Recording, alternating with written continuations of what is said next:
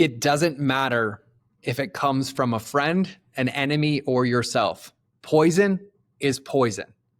And your job is to stand guard at the gate of your mind and your heart. If you are new here, thank you for being here. And if you've been listening before, thank you for coming back. You have landed at the final episode, episode 7 of our Reset in 20 series.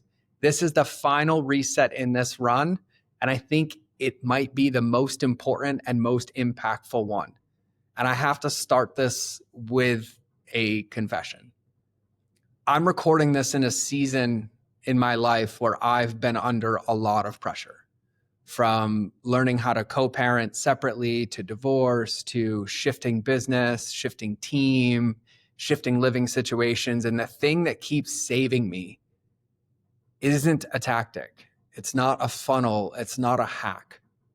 It's truly my perspective. It's the way that I choose to see what's happening when life doesn't go to plan. And it is not perfect. It's a practice.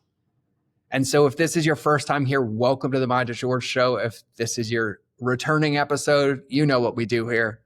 We help entrepreneurs discover that true scaling isn't about hacks or tactics. It's about aligning your mindset, your message, your marketing, and shifting your perspective so that you can create sustainable growth that feels authentic and aligned to who you are. And today we are talking about the most important concept, which is standing guard at your lighthouse.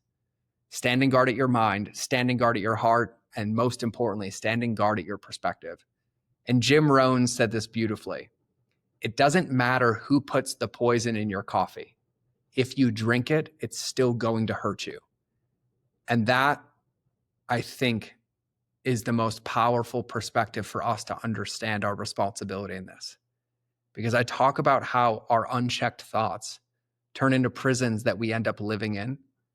I break down and explain and explore the difference between reacting from your past and instead choosing to respond from your values. I share some of the tools that I actually use, like which I would consider my own medicine cabinet, to be able to shift from panic back into presence and perspective. And I break down how you can choose what you're going to allow into your mind and heart as you walk into this next season. And this is so important because strategy doesn't stand a chance at succeeding if your perspective is poisoned. You can have the right plan and still sabotage it. You can have the right goals and still not follow them. And we will sabotage it if we're constantly rehearsing worst case scenarios in our head and becoming a victim of that prison. And by the end of this reset episode, you will have a simple way to check in with yourself, clean up and shift your perspective, and decide what you're going to guard and what you're going to stop giving access to your mind, your heart, your perspective, which is what I call your lighthouse. And this is the end of the series. And so if you landed on 7, I invite you to go back to episode 1 and go through these 7 episodes. And if you've made it through all 7, I invite you to go through them again, maybe in a month, maybe in 2 months.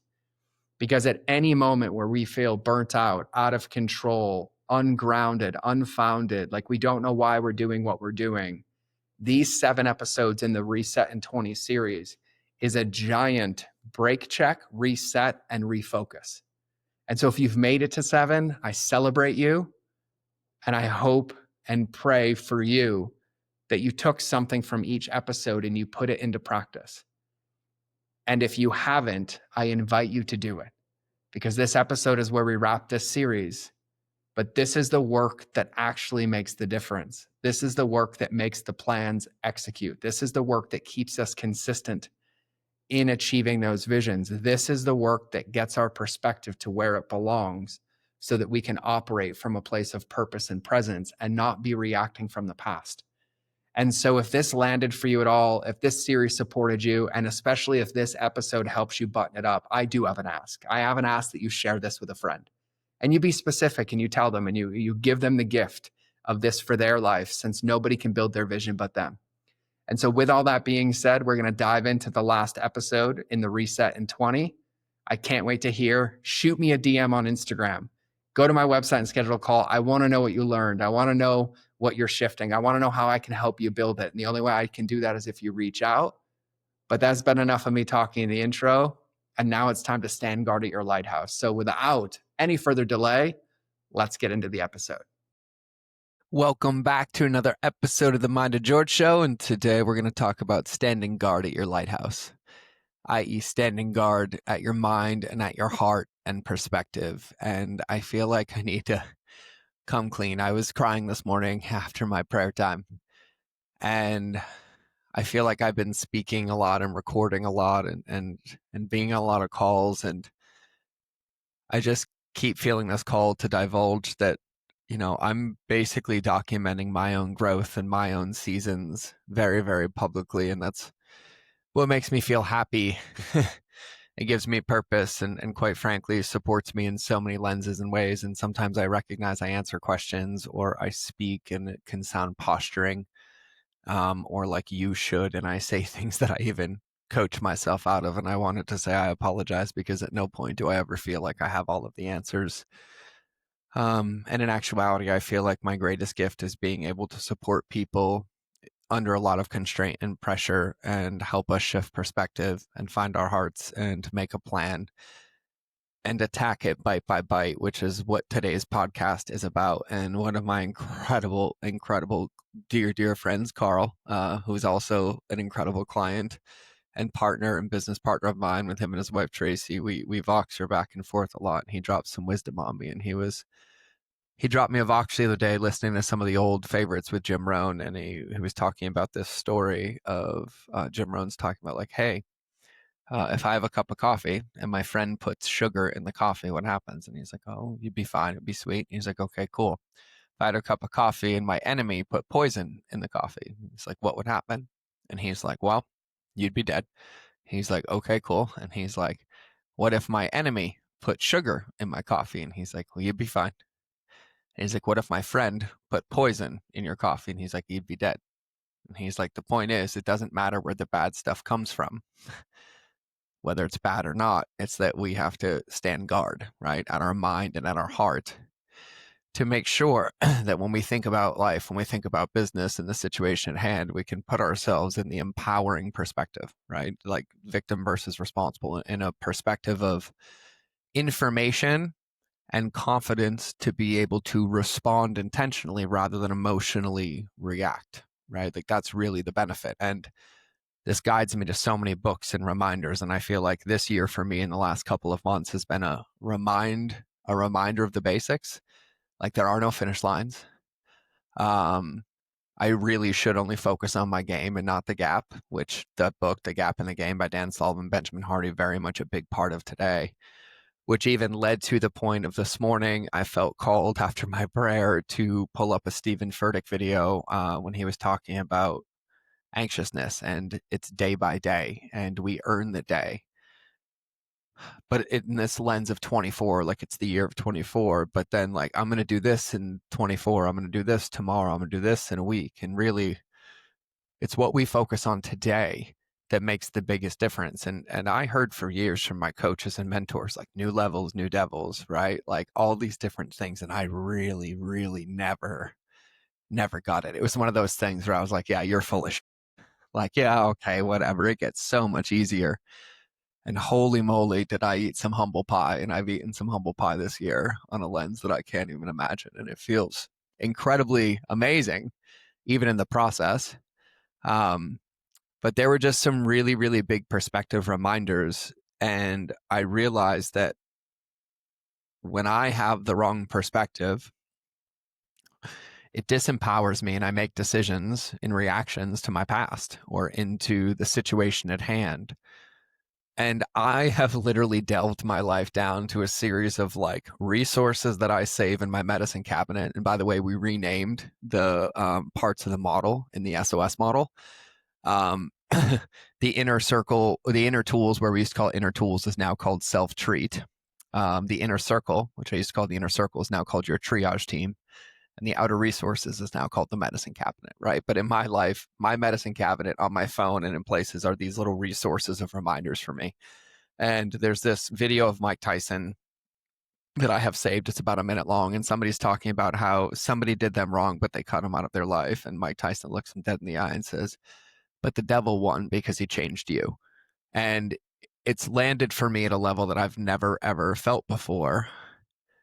But I've also never ever really understood or believed the fact that even when I've been under the most constraint or what felt like the most pressure in like March of 2020 when we lost everything again, and gained so much in the process, is that the situation in front of me, none of the evidence ever changed. And no matter how many times I was upset, no matter how anxious I got or how much I kept myself awake and I just ruminated, like in none of those moments did I ever find clarity or did I find a empowering perspective. But when I was through all of those moments on the other side, there was some semblance of like calmness or perspective. And I still had to look at the situation and pick a piece and take action on that to change the situation or create a different outcome. And I feel like I lost so long in my life because I would get those pieces of evidence and they would emotionally spiral me out to avoidance, right? I would avoid things. I would avoid getting on my phone. I would avoid responding to things. I would even convince myself that there was nothing working for me, but yet I hadn't responded to the DMs or I was rescheduling calls where people were literally trying to hire me. And that, for lack of better terms, is where if you saw me post on Instagram a couple of days ago or weeks ago, I said, perspective, the difference between your power and your prison. And it really landed for me. And then I really started to see the pieces coming together. And I was like, wow, if I'm building this vision and I keep saying all of these things, like, yeah, I don't know what it's going to look like, but the only time I lose is if I stop building it. And this year has been a series, even the last 6 months, of like constant reminders. For like, I was literally getting ready to start working part-time at a company, 2 weeks a month, and that was like the plan, and then that was gone. And then I was like, holy moly, my consulting model is so perfect, it's amazing. Like, I do these in person, I do them in my office, the customer journey cave is built. And then gave a keynote and everybody was in Australia, and I was like, holy moly, I have no idea how to run my business remotely. And this was like 7 months ago. I'm screwed. No, 6 months ago. And then I was like, holy moly. And Ashley and I rebuilt everything. And then it forced me to realize that I had gotten lazy. And yes, I can do my work in person and I love customer journey, but also I get to always keep working. I get to always keep progressing because a master says, thanks for the reminder. And a student says, I already know. And then I was like, holy moly. And then it made me fall in love with customer journey even more. And then like 8 new models were created and I can do it remotely. And then it opened up all these clients. And I was like, yeah, we're just going to do that. And then I was like, I don't want to do that anymore. Now I want to do this and do these remotely and work with some clients one-on-one and open the alliance. And then I was like, yeah, yeah, yeah. And then 2 weeks ago, we literally were finishing the office. Like I was hanging the last light. And my landlord and I agreed that we'd be here for like 20 years and everything's been great and amazing and everything's great. And I literally hung the light and he called me 2 days later and said, hey, we've had a family emergency. I've been dreading this call for months. I've been trying to figure out a solution, but we need your office. And I was like, holy moly.